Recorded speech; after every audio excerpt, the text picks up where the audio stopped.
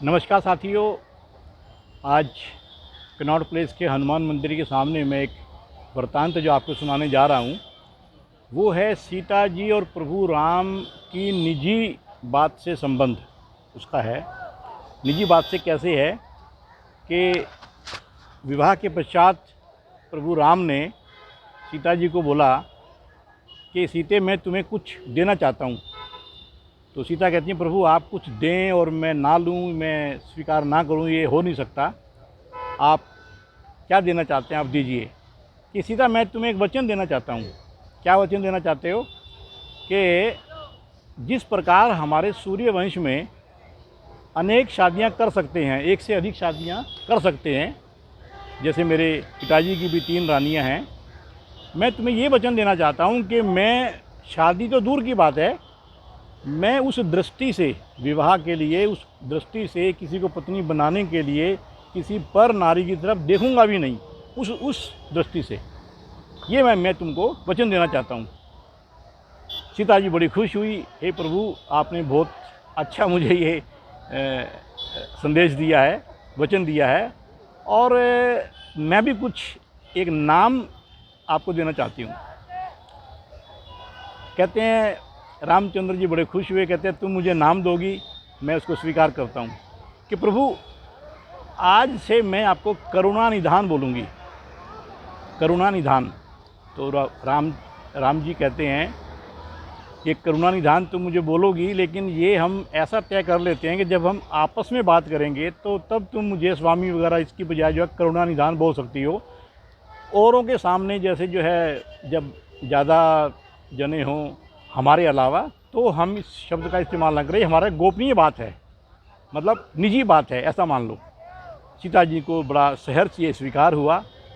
तो सीता जी का ये जो करुणानिधान का जो शब्द है, जो उसने जो नाम जो दिया, प्रभु राम ने हनुमान जी को जब वो सीता जी की खोज में जा रहे थे उनको ये बताया कि देखो ये मेरी मुद्रिका है, ये तो तुम ले जाओ, ये तो जाएगी सीता जी के पास में।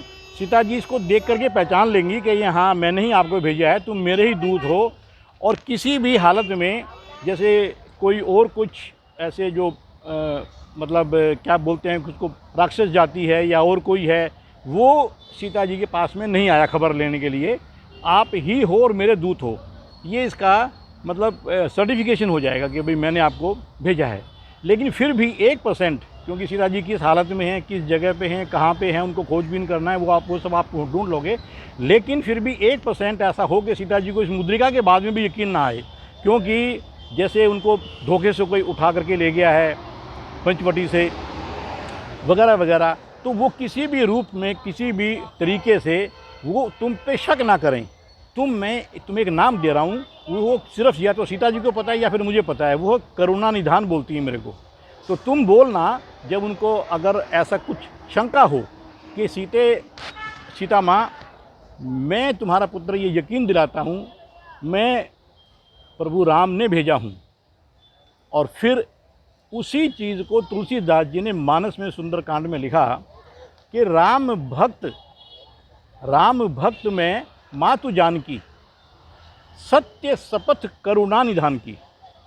कि हे माँ मैं राम भक्त हनुमान हूँ और मैं जो है ये सत्य शपथ, सच्ची शपथ खा करके कह रहा हूँ प्रभु राम की कि मैं जो है करुणा निधान, उन्होंने बोला कि सत्य शपथ करुणा निधान की। जब तुम ये बोलोगे ना फिर उसको किसी किस्म की कोई शंका नहीं रहेगी। और इस शब्द का जब इस्तेमाल किया तो आप यकीन करोगे हनुमान जी भी जब वहाँ पे अशोक वाटिका में गए और वहाँ जाकर के सीता जी की खोज की, जब ऊपर से उन्होंने मुद्रिका उनके झोली में डाली, सीता जी को थोड़ा सा अचंभा हुआ कि ये मेरे राम की अंगूठी यहाँ पे कैसे आ गई वगैरह वगैरह। उस सब के बाद में फिर जो है उन्होंने मतलब स्पेशल ये जब नाम सुना ना कि करुणा निधान, तो यकीन करें कि वो जो है एकदम हतप्रभ रह गई कि भाई ये जो है प्रभु राम ने ही नाम दिया हुआ है और ये वास्तव में रावण या और किसी का भेजा हुआ कोई ऐसा मतलब निशाचर नहीं है। तो ये जो नाम था उस वक्त उजागर हुआ, उस वक्त जब तुलसीदास जी ने भी इसी का व्याख्यान किया है कि करुणा निधान जो शब्द है या तो सीता जी को पता था या फिर प्रभु राम को पता था, लेकिन उस करुणा निधान शब्द ने वहाँ जाकर के अशोक वाटिका में 100% ये साबित करने के लिए कि मैं रामदूत ही हूँ, ये इस शब्द ने बहुत काम किया। नमस्कार, जय श्री राम, जय हनुमान।